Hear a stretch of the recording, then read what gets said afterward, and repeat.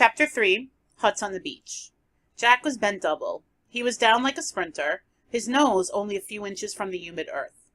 The tree trunks and the creepers that festooned them lost themselves in a green dusk 30 feet above him, and all about was the undergrowth. There was only the faintest indication of a trail here, a cracked twig and what might be the impression of one side of a hoof. He lowered his chin and stared at the traces as though he would force them to speak to him.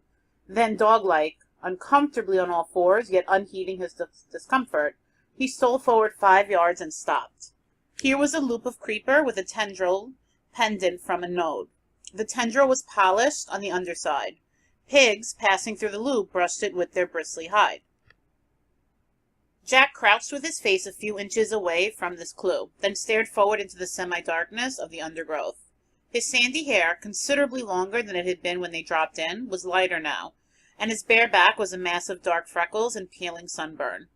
A sharpened stick about 5 feet long trailed from his right hand, and except for a pair of tattered shorts held up by his knife belt, he was naked. He closed his eyes, raised his head, and breathed in gently with flared nostrils, assessing the current of warm air for information. The forest and he were very still. At length he let out his breath in a long sigh and opened his eyes. They were bright blue, eyes that in this frustration seemed bolting and nearly mad. He passed his tongue across dry lips and scanned the uncommunicative forest. Then again he stole forward and cast this way and that over the ground. The silence of the forest was more oppressive than the heat, and at this hour of the day there was not even the whine of insects. Only when Jack himself roused a gouty bird from a primitive nest of sticks was the silence shattered, and echoes set ringing by a harsh cry that seemed to come out of the abyss of ages. Jack himself shrank at this cry with a hiss of indrawn breath, and for a minute became less a hunter than a furtive thing, ape-like among the tangle of trees. Then the trail, the frustration, claimed him again, and he searched the ground avidly. By the trunk of a vast tree that grew pale flowers on its gray bark, he checked, closed his eyes, and once more drew in the warm air. And this time his breath came short. There was even a passing pallor in his face, and then the surge of blood again. He passed like a shadow under the darkness of the tree, and crouched, looking down at the trodden ground at his feet. The droppings were warm. Daylight piled among turned earth. They were olive green, smooth, and they steamed a little. Jack lifted his head and stared at the inscrutable masses of creeper that lay across the trail. Then he raised his spear and sneaked forward. Beyond the creeper, the trail joined a pig run that was wide enough and trodden enough to be a path. The ground was hardened by an accustomed tread, and as Jack rose to his full height, he heard something moving on it. He swung back his right arm and hurled the spear with all his strength. From the pig run came the quick, hard patter of hooves, a castanet sound, seductive, maddening, the promise of meat. He rushed out of the undergrowth and snatched up his spear. The patter of pigs' trotters died away in the distance. Jack stood there, streaming with sweat, streaked with brown earth, stained by all the vicissitudes of a day's hunting. Swearing, he turned off the trail and pushed his way through until the forest opened a little, and instead of bald trunks supporting a dark roof, there were light gray trunks and crowns of feathery palm. Beyond these was the glitter of the sea, and he could hear voices. Ralph was standing by a contraption of palm trunks and leaves, a rude shelter that faced the lagoon and seemed very near to falling down. He did not notice when Jack spoke. "Got any water?" Ralph looked up frowning from the complication of leaves. He did not notice Jack even when he saw him. "I said, have you got any water? I'm thirsty." Ralph withdrew his attention from the shelter and realized Jack with a start. "Oh, hello. Water? There by the tree. Ought to be some left." Jack took up a coconut shell that brimmed with fresh water from among a group that was arranged in the shade, and drank. The water splashed over his chin and neck and chest. He breathed noisily when he had finished. Needed that. Simon spoke from inside the shelter. "Up a bit." Ralph turned to the shelter and lifted a branch with a whole tiling of leaves. The leaves came apart and fluttered down. Simon's contrite face appeared in the hole. "Sorry." Ralph surveyed the wreck with distaste. Never get it done. He flung himself down at Jack's feet. Simon remained, looking out of the hole in the shelter. Once down, Ralph explained, "Been working for days now. And look!" 2 shelters were in position, but shaky. This one was a ruin. And they keep running off. You remember the meeting? How everyone was going to work hard until the shelters were finished? Except me and my hunters. Except the hunters. Well, the little ones are... He gesticulated, sought for a word. They're hopeless. The older ones aren't much better. Do you see? All day I've been working with Simon. No one else. They're off bathing or eating or playing. Simon poked his head out carefully. You're chief. You tell him off. Ralph lay flat and looked up at the palm trees and the sky. Meetings. Don't we love meetings? Every day, twice a day. We talk. He got on one elbow.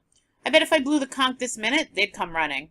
Then we'd be, very solemn, and someone would say we ought to build a jet or a submarine or a TV set. When the meeting was over, they'd work for 5 minutes, then wander off or go hunting. Jack flushed. We want meat. Well, we haven't got any yet, and we want shelters. Besides, the rest of your hunters came back hours ago. They've been swimming. I went on, said Jack. I let them go. I had to go on. He tried to convey the compulsion to track down and kill that was swallowing him up. I went on. I thought by myself. The madness came into his eyes again. I thought I might kill. But you didn't. I thought I might. Some hidden passion vibrated in Ralph's voice. But you haven't yet. His invitation might have passed as casual were it not for the undertone. You wouldn't care to help with the shelters, I suppose. We want meat. And we don't get it. Now the antagonism was audible. But I shall, next time. I've got to get a barb on the spear. We wounded a pig and the spear fell out. If we could only make barbs. We need shelters. Suddenly Jack shouted in rage. Are you accusing? All I'm saying is we've worked dashed hard. That's all. They were both red in the face and found looking at each other difficult. Ralph rolled on his stomach and began to play with the grass. If it rains like when we dropped in, we'll need shelters all right. And then another thing. We need shelters because of the... He paused for a moment and they both pushed their anger away. Then he went on with the safe, changed subject. You've noticed, haven't you? Jack put down his spear and squatted. Noticed what? Well, they're frightened. He rolled over and peered into Jack's fierce, dirty face. I mean the way things are. They dream. You can hear 'em. Have you been awake at night? Jack shook his head. They talk and scream. The little uns. Even some of the others. As if it wasn't a good island. Astonished at the interruption, they looked up at Simon's serious face. As if, said Simon, the beastie or the snake thing, was real. Remember? The 2 older boys flinched when they heard the shameful syllable. Snakes were not mentioned now. Were not mentionable. As if this wasn't a good island, said Ralph slowly. Yes, that's right. Jack sat up and stretched his legs. They're batty.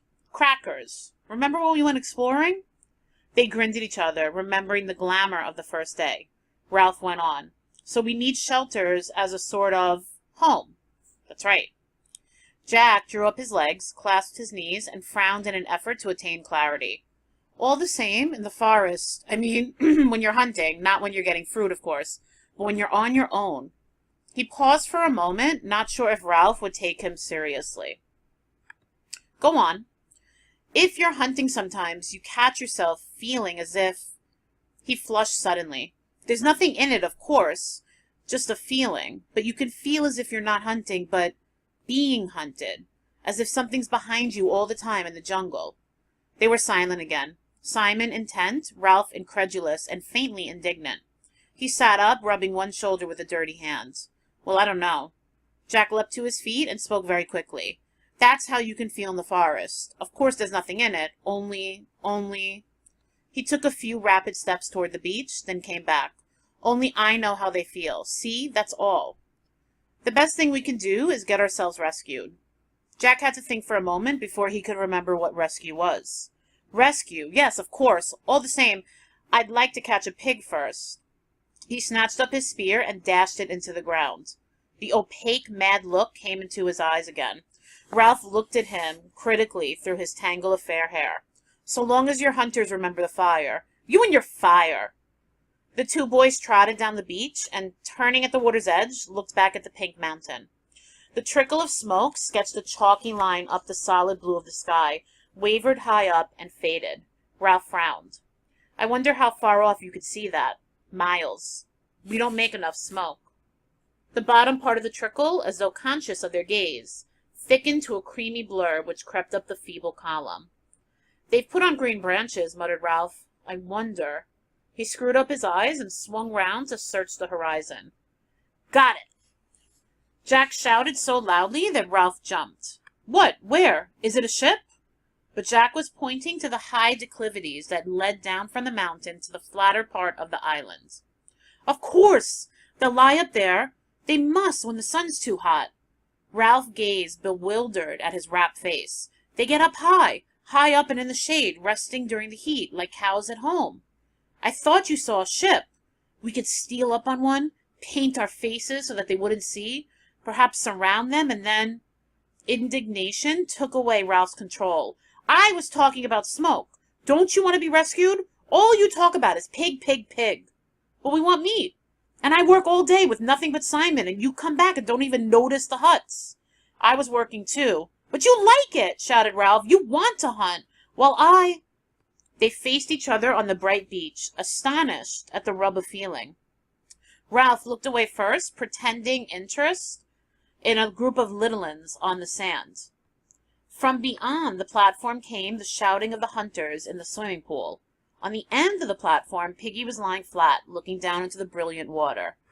"People don't help much." He wanted to explain how people were never quite what you thought they were. "Simon, he helps." He pointed at the shelters. "All the rest rushed off. He's done as much as I have, only Simon's always about." Ralph started back to the shelters with Jack by his side. "Do a bit for you," muttered Jack, "before I have a bath." "Don't bother." But when they reached the shelters, Simon was not to be seen. Ralph put his head in the hole, withdrew it, and turned to Jack.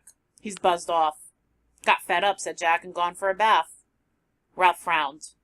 "He's queer. He's funny." Jack nodded, as much for the sake of agreeing as anything, and by tacit consent they left the shelter and went toward the bathing pool. "And then," said Jack, "when I've had a bath and something to eat, I'll just trek over to the other side of the mountain and see if I can see any traces. Coming?" "But the sun's nearly set." "I might have time." They walked along, two continents of experience and feeling, unable to communicate. "If I could only get a pig." "I'll come back and go on with the shelter."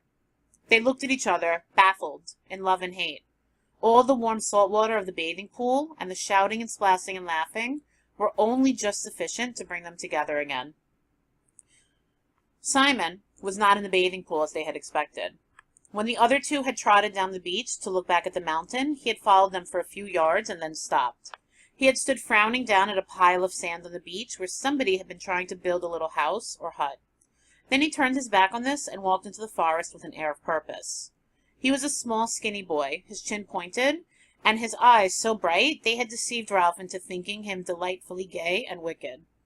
The coarse mop of black hair was long and swung down, almost concealing a low, broad forehead.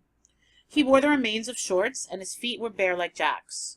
Always darkish in color, Simon was burned by the sun to a deep tan that glistened with sweat. He picked his way up the scar, past the great rock where Ralph had climbed on the first morning, then turned off to his right among the trees. He walked with an accustomed tread through the acres of fruit trees, where the least energetic could find an easy if unsatisfying meal. Flower and fruit grew together on the same tree, and everywhere was the scent of ripeness and booming of a million bees at pasture. Here the little ones who had run after him caught up with him. They talked, cried out unintelligibly, lugged him toward the trees. Then, amid the roar of the bees in the afternoon sunlight, Simon found for them the fruit they could not reach, pulled off the choicest from up in the foliage, passed them back down to the endless outstretched hands. When he had satisfied them, he paused and looked around. The little ones watched him inscrutably over double handfuls of ripe fruit. Simon turned away from them and went where the just perceptible path led him. Soon high jungle closed in. Tall trunks bore unexpected pale flowers all the way up to the dark canopy, where life went on clamorously. The air here was dark too, and the creepers dropped their ropes like the rigging of foundered ships. His feet left prints in the soft soil, and the creepers shivered throughout their lengths when he bumped them. He came at last to a place where more sunshine fell. Since they had not so far to go for light, the creepers had woven a great mat that hung at the side of an open space in the jungle. for here a patch of rock came close to the surface and would not allow more than little plants and ferns to grow. The whole space was walled with dark aromatic bushes, and was a bowl of heat and light. A great tree, fallen across one corner, leaned against the trees that still stood, and a rapid climber flaunted red and yellow sprays right to the top. Simon paused. He looked over his shoulder, as Jack had done, at the close ways behind him, and glanced swiftly round to confirm that he was utterly alone. For a moment his movements were almost furtive. Then he bent down and wormed his way into the center of the mat. The creepers and the bushes were so close that he left his sweat on them, and they pulled together behind him. When he was secure in the middle, he was in a little cabin screened off from the open space by a few leaves. He squatted down, parted the leaves, and looked out into the clearing. Nothing moved but a pair of gaudy butterflies that danced around each other in the hot air. Holding his breath, he cocked a critical ear at the sounds of the island. Evening was advancing toward the island. The sounds of the bright, fantastic birds, the bee sounds, even the crying of the gulls that were returning to their roosts among the square rocks, were fainter. The deep sea, breaking miles away on the reef, made an undertone less perceptible than the serration of the blood. Simon dropped the screen of leaves back into place. The slope of the bars and honey-colored sunlight decreased. They slid up the bushes, passed over the green candle-like buds, moved up toward the canopy, and darkness thickened under the trees. With the fading of the light, the riotous colors died, and the heat and urgency cooled away. The candle buds stirred. Their green sepals drew back a little, and the white tips of the flowers rose delicately to meet the open air. Now the sunlight had lifted clear of the open space and withdrawn from the sky. Darkness poured out, submerging the ways between the trees till they were dim and strange as the bottom of the sea. The candle buds opened their wide white flowers, glimmering under the light that pricked down from the first stars. Their scent spilled out into the air and took possession of the island.